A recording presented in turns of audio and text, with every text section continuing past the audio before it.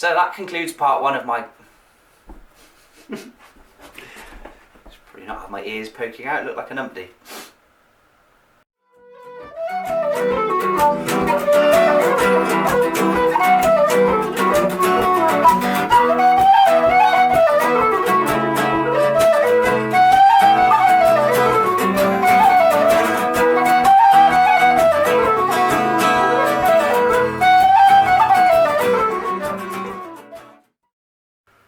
Hello YouTube, my name is Nye. You join me once again in the Finale Guitar Studio in Sheffield, and you're watching my brand new YouTube channel, Folk Friend, your one-stop shop for Celtic backing guitar.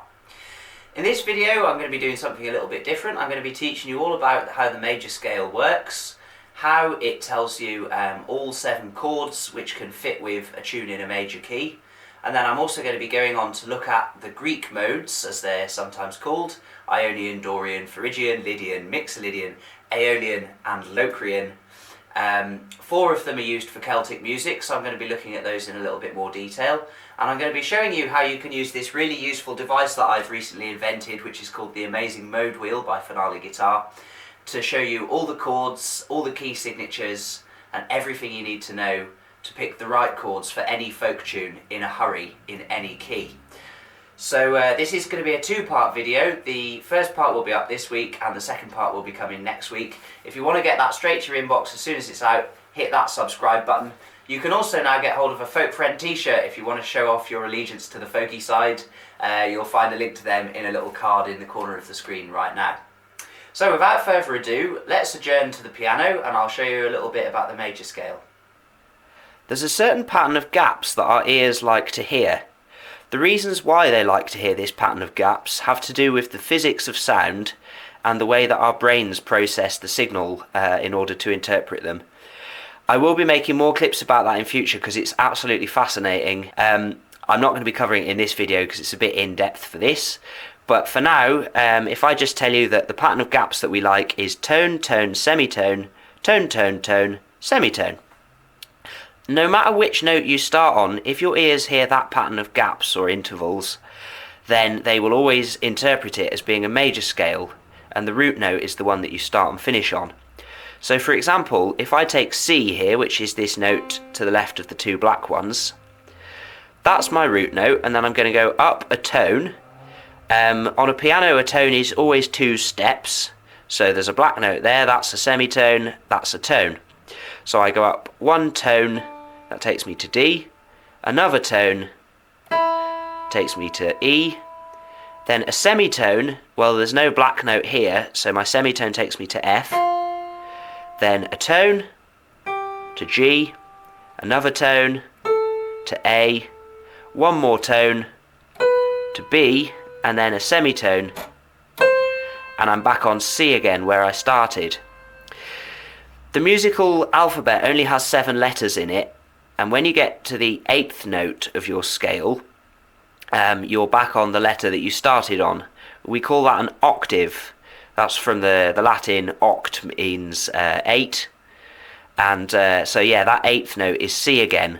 And the reason that it's C again is because if you could see the sound wave travelling through the air, the sound wave for C might be going like that.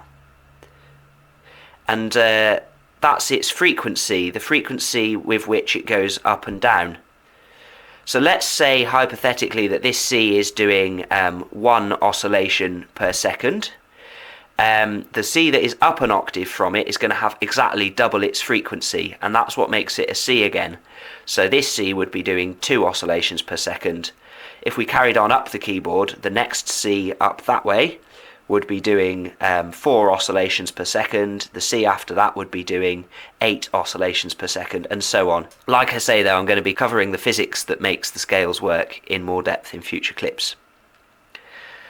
So, our C major scale, just to recap, was made up of tone, tone, semitone, tone, tone, tone, semitone, and starting on C, that meant that we hit all the white notes, so we got C, D, E, F, G, A, B, and C again. And that is the octave. If we start on a note other than C, we start to have to hit some black notes. If we move up the keyboard a little bit and we want to make a major scale starting and finishing on a different note, We're going to try it from G. It's the same pattern of gaps that tells your ear that what they're hearing is a major scale. So if we make that pattern of intervals starting from G, we've got G, our root note, then we go up a tone, so that's A, then we go up another tone to B, then we want to go a semitone, which takes us to C, then we want to go a tone, which takes us to D, another tone takes us to E. Now we want to go up one more tone. We don't have a black note here, so we do our 2 hops and we hit this black note, which is a little bit above an F, so we call it F sharp, and then we do the semitone at the end to get to our octave, and that is G at the end. So in the scale of G major, I'll play it again from the start, we've got G, A, B, C, D, E, not F, but F sharp, and then G again. So we say that the key signature for G major is 1 sharp, which is F sharp. The key signature is just what tells you what key you're in. If you see sheet music, it's always written at the beginning. You'll have your stave, your 5 lines, and then you'll have some sharp or flat symbols which tell you which key you're in. Let's try and work out what the key signature is for D major then. So starting on D, which is down here, we go a tone, that takes us to E. Another tone from there, because there's no E sharp, is going to take us to this one, which is F sharp. Then we want to go a semitone, which takes us to G. A tone to A. Tone to B. Another tone to C sharp, and then a semitone at the end, back to D. So we can say that in the key of D, there are 2 sharps, and those are F sharp and C sharp.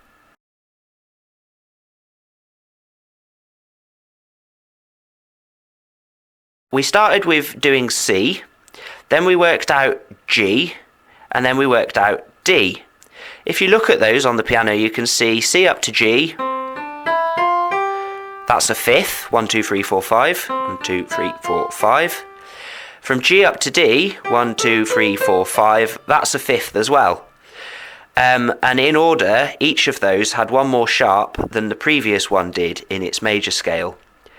This is a pattern which goes on, and that leads us on to something called the circle of fifths. Here's a circle of fifths which I have printed out on the wall of my studio. If you have a look at the box down below, you'll see that I've put a link to this circle of fifths so you can print it out yourself. It's on a really helpful website as well, which has got loads of other useful free music theory tips. This is basically demonstrating what I've just shown you on the piano. C major, that's its key signature there, and you can see there is not a single sharp or flat on C major's key signature. Next we've got G major, which as we just discovered is up a 5th from C. G major had 1 sharp, which was F sharp, and people who can read sheet music will see it's marked on the stave there, that's the F sharp. D major, which we worked out after that, up a 5th from G, that's got 2 sharps, and those are F sharp and C sharp. If you count up from D, D, E, F, G, A, the next 5th that you get to from D is A, and lo and behold, A major has 3 sharps, F sharp, C sharp, and G sharp. After A, you go up another 5th, you get to E. E's got 4 sharps rather, and then if you go up a 5th from E, then you get to B, and B has got 5 sharps, and so on round until you get to F sharp major, which has 6 sharps. So that's how the right hand half of the circle of fifths works. The sharps actually get added in a set order as well. That order is also in fifths. So the first sharp that gets added is F. If you count up from F, F, G, A, B, C. C sharp is the next sharp that gets added, and then if you count up a 5th from C, you get C, D, E, F, G. Lo and behold, G sharp is the next sharp that gets added. If you count up a 5th from G sharp, G, A, B, C, D. D sharp is the next sharp that gets added, and so on and so forth. There's also a really helpful mnemonic, which is fat cats get drunk after eating. That tells you all the sharps and what order they get added in. So G, which has one sharp, just has fat. D has fat cats. A has fat cats get, and so on. If you look at your circle of fifths, F, C, G, D, A, E is represented there, so that can help you remember the order that the sharps get added in as well. Now let's have a look at this half of the circle of fifths, going anti-clockwise from C. So F major has one flat. Now you may be wondering, why does it have a flat instead of a sharp? Let's pan back to the piano. So here's an F. If we want to perform our pattern of gaps from there, tone, tone, semitone, tone, tone, tone, semitone, we're going to hit upper tone G, upper tone A, then we need to go up a semitone, and that's going to make us hit this black note. Now, that black note could be called A sharp, but we've just had A. So we don't want to have A again in our scale, because if we did, our scale would go F, G, A sharp, C, and there'd be no B and two A's, and that'd be really confusing. So instead of that, we call it B flat. Then we go up a tone, C, tone, D, another tone, E, and then a semitone takes us back to F where we started.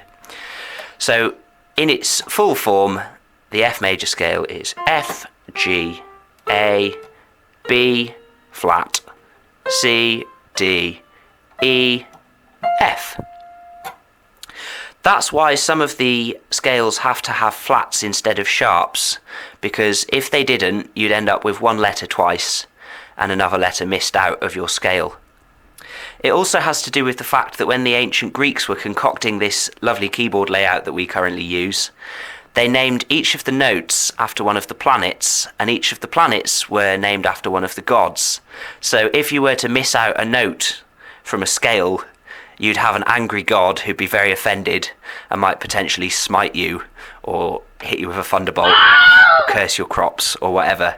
So it's very important that you get your sharps and your flats right, otherwise there could be some serious heavenly consequences. So watch out for that one. Let's go back to our circle of fifths. So going counterclockwise round our circle of fifths, F has one flat, which was B flat as we just discovered.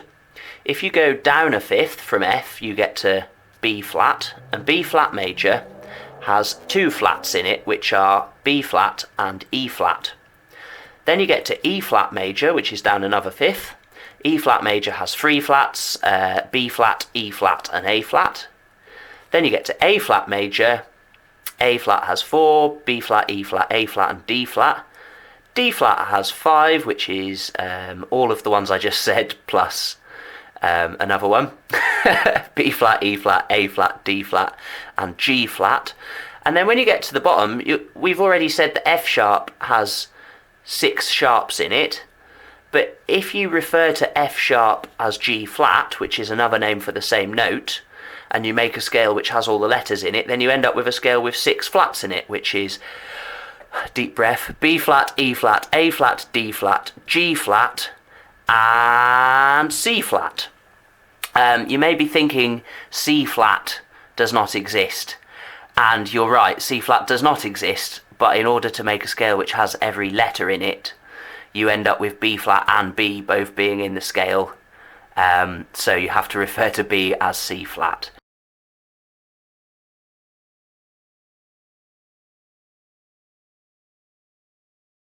Luckily for folk musicians, you only really need to remember a few of the keys, and that is these ones from F major round to E major. In the second part of this video, I'm going to be talking about the modes and showing you why you only need to memorise these ones. So just bear in mind that the only ones worth memorising are these. Memorise the rest as well if you want to have a sort of complete knowledge, or you play classical music or jazz or more advanced genres that have more complicated keys in. But for folky instruments, because a lot of them are diatonic, like melodeons for example, can only play in certain keys, and so in order to comply with the keys that are easy to play in for those kinds of instruments, and also for people like violinists who find it easier to play in certain keys than others, they tend to only use these keys from this half of the circle here.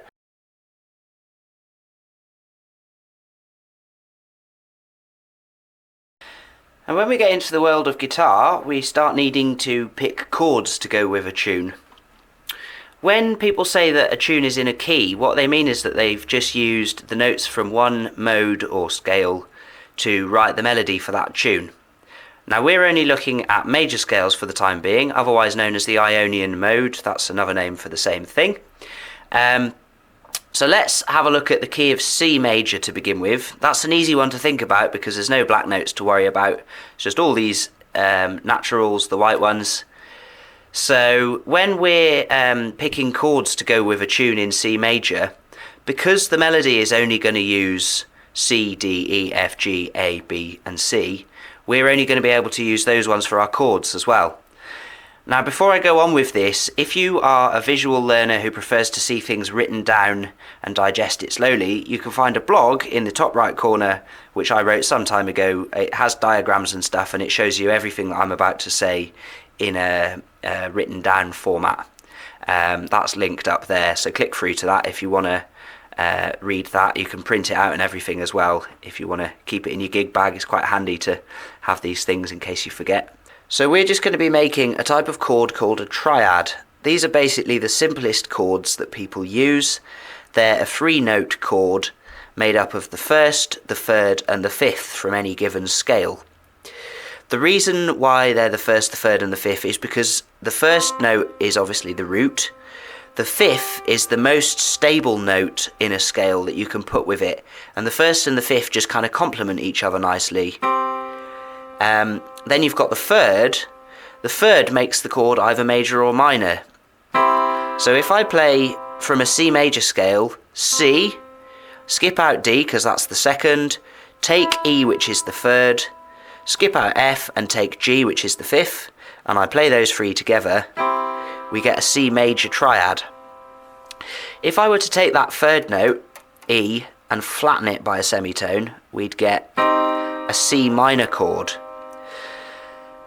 The reason for that is that if you have a major third at the bottom of your chord, you get a minor third stacked on top of it. So between C to E, there are 1, 2, 3, 4 semitones, and that is a major third. From E up to G, that's the third up to the fifth, there are 1, 2, 3 semitones, which is a minor third. So if I pile those two intervals on top of each other, that's our major triad. Now if that E is flattened, you've got your minor third at the bottom, so 1, 2, 3 semitones between C and E flat, and then your major third is stacked on top of that, so 1, 2, 3, 4 semitones up to G. So depending whether that third is flattened or not, you either get a major or a minor triad.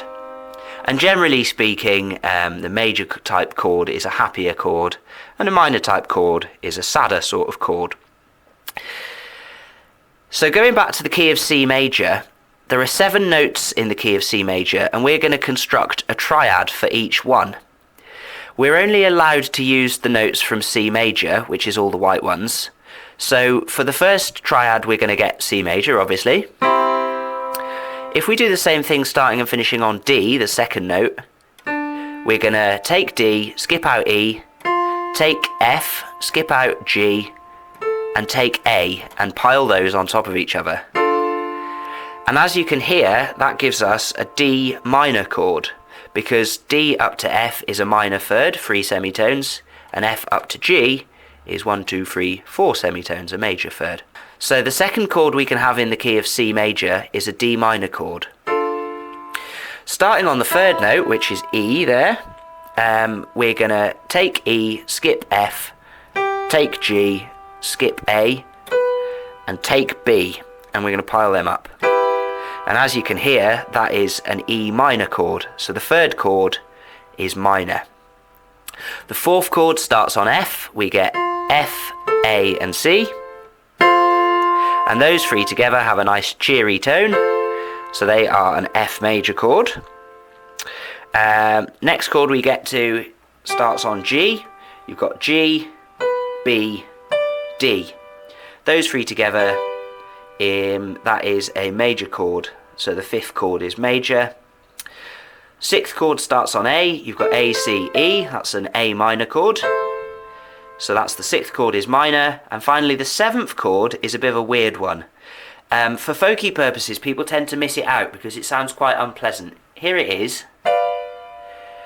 The reason it sounds very uncomfortable is that instead of having a major third and a minor third, or a minor third and a major third piled together, like the other triads did, it's got a minor third at the bottom, so 1, 2, 3 semitones, and another minor third on top of that, 1, 2, 3 semitones.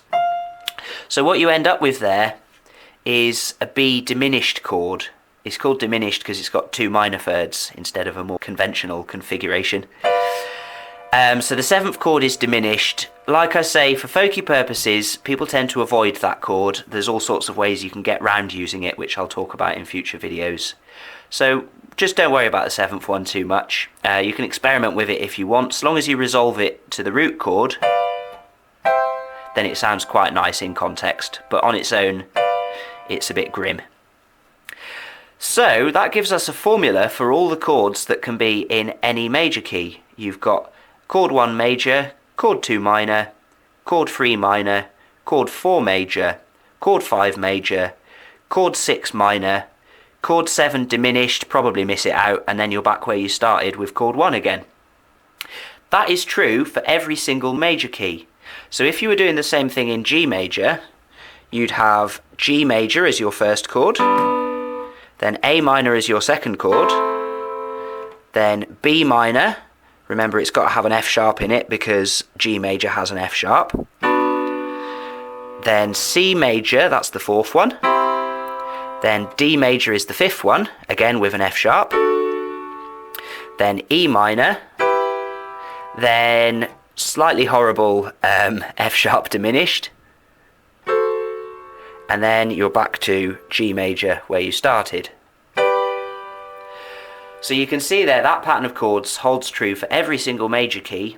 All you need to do is memorise the fact that chords 1, 4 and 5 are always major, chords 2, 3 and 6 are always minor, chord 7 is diminished, and then you just apply it to your scale. You have to memorise the key signatures so that you can apply it.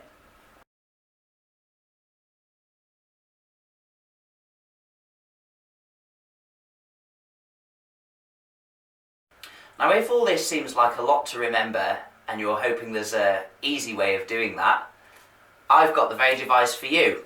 This is my new invention. It's called the Amazing Mode Wheel by Finale Guitar, and what it does is, amongst other things, it can show you all the key signatures really quickly. So I'll just give you an example. Let's say we want to talk about a tune in the key of C major. If I turn it so that ionian, which is another name for the major scale, is on C, it then shows me all the notes that are in that key. So we've got C, D, E, F, G, A, B, and then we're back where we started on C again. If I wanted to know all the notes that were in D major, I turn it around a little bit more, and now I know that D major contains D, E, either F sharp or G flat, but we know it's got to be F sharp because otherwise we'd have 2 Gs and we'd get smited. Or smitten? Yeah, smitten, isn't it? Anyway. Then we'd have G, A, B and C sharp. So this is a really useful thing. It also tells you about minor keys and the other modes, which we haven't covered yet, but I'm going to be talking about them in the next part of the video. So if I want to know what the key signature is for a minor key, I use the Aeolian segment. So if I want to know what's in, let's say, A minor, turn that round to A minor, and it tells me A, B, C, D, E, F, G, and A. This wheel also has about 1 million other uses. If I do blow my own trumpet, it's the most useful thing that you'll ever buy as a Celtic guitarist. You can find a link to it in a card. You can also find it linked in the description down below. They retail at £12. They're on my website. They're lovingly made out of wood and hand sanded by myself. I've still got the blisters. But yeah, they're a really great bit of kit, and you'll see about 100 uses for them in the next part of the video. Talking of which, in the next part of the video we're going to be looking at the modes. There are 4 modes used in Celtic music. There are 7 Greek modes, as they're sometimes called, which are made from the major scale. I'm going to be explaining to you how they work and showing you how you can use this formula to work out all the chords for any tune in any key really quickly. So, thank you very much for watching. Please hit the subscribe button. The next part of the video is going to be out next week sometime. You'll get that straight to your inbox along with all my other free content as soon as it's available. And also, if you'd like to gain a complete understanding of how folk music works, train your ears using audio exercises, learn loads of great jazzy chord shapes, loads of good stuff, you can find all that in my ebook, Backing Guitar Techniques for Traditional Celtic Music. That is linked at the end of this video, along with a subscribe link and some more clips from me. I hope you've enjoyed this one, and I will see you all very soon for more videos.